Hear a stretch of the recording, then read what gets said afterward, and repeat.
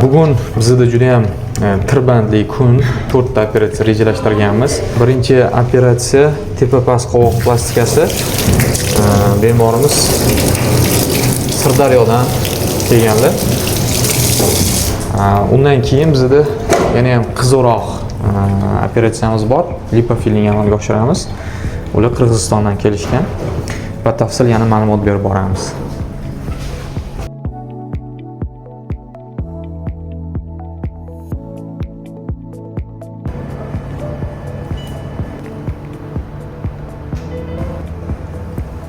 Tepa past qovoq blefaroplastikasi bemorimizda tepa qovoqlarda asosan dermatoxalaziya, ya'ni ortiqcha terini hisobiga teri osilgan va bu kiprikning ustiga tushganda, ochganda, yopganda xalaqit beradi. Pastki qovoqlarda bo'lsa ham teri ortiqchaligi bor, ham grija bor.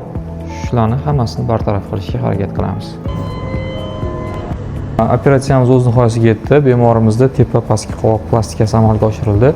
Ortiqcha teri va yog' churrasi olindi va ko'rib turganingizdek natijaga erishildi. Ko'zingizni oching, menga qarang, bu yoqqa. Yaxshi. Yoping ko'zingizni. Menga qarang, bu yoqqa. Oching ko'zingizni. Mana bu tomonga qarang. Yaxshi. Yaxshi.